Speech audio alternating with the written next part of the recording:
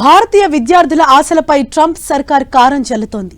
వారి భవిష్యత్తుపై ఎన్నో ఆశలతో అమెరికాలో చదువుకోవటానికి వెళ్లిన భారతీయ విద్యార్థుల ఆశలను ట్రంప్ సర్కార్ చిదిమేస్తోంది.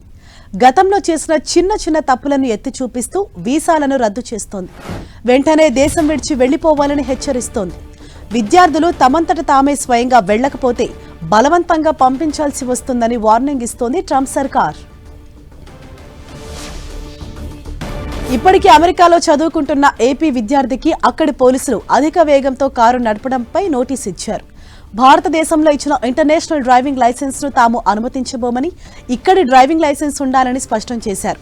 దీనిపై కోర్టు విచారణ చేపట్టి కేసు కొట్టేసింది. ప్రస్తుతం ఆప్షనల్ ప్రాక్టికల్ ట్రైనింగ్ పై ఉన్న ఆ విద్యార్థికి వెంటనే అమెరికా వదిలిపెట్టాలంటూ అక్కడి ప్రభుత్వం నోటీసు ఇచ్చింది. మరోవైపు north eastern, Hampshire, Wisconsin, Madison తదితర విశ్వవిద్యాలయాల్లో చదువుతున్న పలువురు విద్యార్థులకు ఇలాంటి నోటీసులే అందాయి. ఇందులోనూ పలువురు తెలుగు విద్యార్థులు ఉన్నారు. ఒక్క నార్త్ ఈస్టర్న్ విశ్వవిద్యాలయంలోనే 40 మందికి వీసా రద్దు నోటీసులు అందగా ఇందులో 18 మంది ప్రస్తుతం అక్కడ చదువుతున్న వారే కావటం గమనార్హం. మరో 22 మంది ఎడ్యుకేషన్ను పూర్తి చేశారు. ట్రంప్ సర్కార్ వీసాలు రద్దు చేయడంతో స్టడీస్ కు సంబంధించిన student and exchange visitor program రికార్డులు కూడా అందుబాటులో ఉండవని, విద్యార్థులకు విశ్వవిద్యాలయం నుంచి మెయిల్స్ రావటం మరింత ఆందోళనకు గురి చేస్తున్నాయి.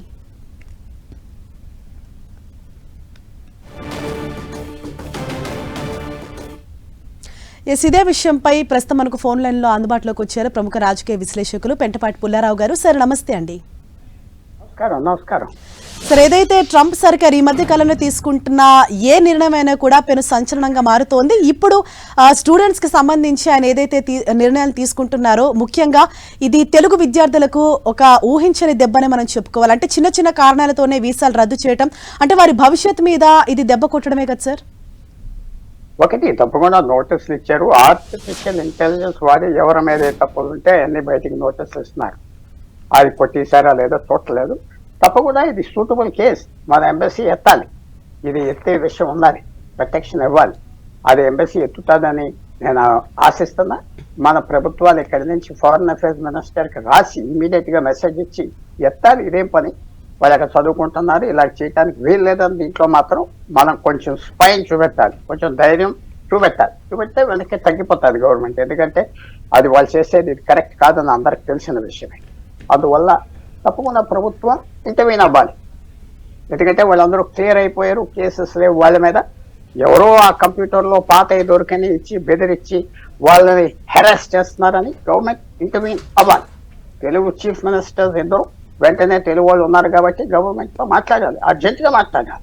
ఎందుకు చేయట్లేదు ఈ పని అని, వాళ్ళ పని అది. మన ఎంబసీ దేనికి ఎక్కడ రోజుకి 2 కోట్లు 5 కోట్లు ఖర్చు పెడుతున్నారు వాళ్ళ మీద, దేనికి? ఇలాంటి పని చేయడానికే ఉన్నారు. కాన్సుల్ జనరల్ వాళ్ళు బోస్టన్ అన్నారు, నార్త్ ఈస్టర్న్ యూనివర్సిటీ కాన్సులేట్ ఉన్నది అక్కడ, న్యూయార్క్ లో కాన్సులేట్ ఉన్నది, వాషింగ్టన్ లో ఉన్నది, షికాగోలో ఉన్నది, శాన్ ఫ్రాన్సిస్కో, ఆస్టిన్ ఇవన్నీ ఉన్నాయి. ఒక్కో కాన్సులేట్ మీద మనం నెలకి 5 కోట్ల 10 కోట్లు ఖర్చు పెడుతున్నాం. ఫ్రీగా ఏం రన్ చేయట్లేదు. ఆఫీసర్లు కూర్చోబెట్టి వాళ్ళ ఎక్కడ కానీ పనిచేయదు. వాళ్ళ పనేది, వాళ్ళ సంబంధాలు గవర్నమెంట్లో పెంచుకున్నారా లేదా, ఆఫీసర్ లెవెల్లో ఎందుకు కూర్చున్నారు అక్కడ ఎంబసీ వాళ్ళు, అవన్నీ కనుక్కోవాలి. మా ప్రభుత్వాలు వెంటనే టేకప్ చేయాలి. సరే మన ఎంపీస్ చేస్తానంటే బాగుంటుంది, వాళ్ళు చేస్తారా అది వాళ్ళ ఇష్టం. ఎస్ సార్, అంటే ఇప్పుడు చాలా మంది స్టూడెంట్స్ ఇక్కడ నుంచి ఫారెన్ వెళ్లే వాళ్ళంతా ఎడ్యుకేషన్ లోన్ తీసుకొని అక్కడికి వెళ్తూ ఉంటారు. పార్ట్ టైమ్స్ కూడా దొరక ఇబ్బంది పడుతున్నారు. ఇలాంటి సిచ్యుయేషన్లో అంటే మీరు ఒక్కరోజు ఉన్నా కూడా మీకు రోజుకి $1000 ఫైన్ వేస్తామని చెప్పడం, చాలా సిల్లీ రీజన్స్కి కూడా ఆ వీసా క్యాన్సిల్ చేస్తామని చెప్పడం, వెంటనే వెళ్ళిపోవాలి అంటే వీటన్నిటిపైన ఇప్పుడు అక్కడ స్టూడెంట్ ప్రెజెంట్ సిచ్యుయేషన్ ఏంటి సార్? అంటే ఎవరు ఇప్పుడు దాన్ని వెంటనే ఎఫెక్ట్లోకి తీసుకోవాలి? యాక్షన్ తీసుకోవాల్సింది మన గవర్నమెంట్. ఎందుకంటే వాళ్ళు యుఎస్ గవర్నమెంట్ హామీ మీద వెళ్ళి చదువుకున్నారు, కేసులు కొట్టేసారి చదువుతున్నారు. ఆ దేశం నుంచి పొమ్మలేదు. అటెన్షన్ తీసుకుంటే యుఎస్ గవర్నమెంట్ తగ్గుతుంది. ఇక్కడ వాళ్ళ అంబాసిడర్ ఉన్నారు ఢిల్లీలో, పిలిచి చెప్పాలి ఏమిటిది, ఇది కరెక్ట్ కాదు, మా గౌరవాన్ని ఇది ఎఫెక్ట్ చేస్తున్నారు.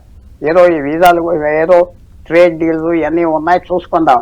భారతదేశం ఎజర్ట్ చేసుకోవాలి, ఎజర్ట్ చేయాలి. అక్కడ ఉన్న టెక్నాలజీ కంపెనీలు అందరికి కవర్ చేయాలి. ఏంటి మీరు చేసేది, ఇక్కడ ఉన్న కంపెనీలందరికీ కవర్ చేయాలి.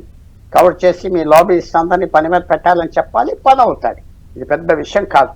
ఇది పై ఆఫీసర్లకు తెలిసిన పని కాదు. కింద ఉన్న వాళ్ళు చేస్తావు విశేషమైన పనులు అందరి దేశాలకు చేస్తారు, మన దేశం ఇంటర్వ్యూన్ అవ్వటానికి మంచి అవకాశం ఉండాలి, గవర్నమెంట్ ఇంటర్వ్యూన్ అవ్వాలి. ఇది చేస్తారు అనుకుంటున్నా. నిశ్శబ్దంగా పనిచేయొచ్చు వెనకాల నుంచి ప్రెషర్ తీసుకురావాలి, ఆప్ చేయాలి. ఎస్ సార్, అంటే ఇప్పటికే అక్కడ ఆ ఉద్యోగాలు లేక దొరక్క ఎంతో ఇబ్బందులు పడుతున్నారు. అంటే కొన్ని రోజుల క్రితం మనం చూసాం అక్రమ వలసదారులందరినీ కూడా ఏ విధంగా తిరిగి ఇక్కడికి ఇండియాకి పంపించేశారు. అయితే ఇప్పుడు కొత్తగా ఇటువంటి నిబంధనలతోటి అంత రిస్ట్రిక్ట్ చేయటము, అంటే వెంటనే ఇప్పుడు గనక మన భారత ఎంబసీ చర్యలు తీసుకోకపోతే అంటే రాబోయే కాలంలో ఇంకా ఎటువంటి పరిణామాలు ఎదుర్కోవాల్సి వస్తుందని అందరూ కూడా భయపడుతున్నారు. తప్పకుండా భారతీయ ఎంబసీ చక్కగా టేకప్ చేయాలి, వాళ్ళకి మాట సహాయం కాదు యాక్షన్ తీసుకోవాలి. ఇక్కడ అమెరికన్ అంబాసిడర్ ఉన్నాడు, వాడికి కవర్ చేయాలి, చెప్పాలి, వెంటనే టేకప్ చేయమని చెప్పాలి, వాళ్ళు గవర్నమెంట్ చేస్తారు. ఇది గౌరవపూర్వమైనది కాదని. కానీ అన్ని దేశాల స్టూడెంట్స్కి ఇచ్చారు, భారతదేశం ఒకటే కాదు, జ్ఞాపకం పెట్టుకోండి. మన దేశం ఒక్కడికే ఇవ్వలేదు, అన్ని దేశాలకి ఇచ్చారు. కాబట్టి మనం ఆ పని చూడవచ్చు. ఇది మనకి ప్రత్యేకంగా భారతదేశం మీద వ్యతిరేకించే విషయం కాదు, అన్ని దేశాలు. కానీ మన ఎంబసీలు మన గవర్నమెంట్ సాఫ్ట్గా వెనకాల నుంచి మాట్లాడి ఇది సెటిల్ చేశారు. ఇది గౌరవానికి వదలకూడదు, ఎందుకంటే ఇది టెస్ట్. అమెరికన్స్ చేసేది నేను ఎంతవరకు తోయొచ్చు, ఎంతవరకు తోస్తే అవమానం పడతాం, ఎంతవరకు నొక్కొచ్చు, ఇది సాఫ్ట్గా చెప్పాలి. ఇది చలామణి అవ్వదు. స్నేహాలు ప్రధానమంత్రి అన్నీ అనవసరం. ప్రధానమంత్రులు ఉంటారు, వెళ్ళిపోతారు, భారతదేశం ఉంటుంది. భారతదేశం గౌరవం ఇది.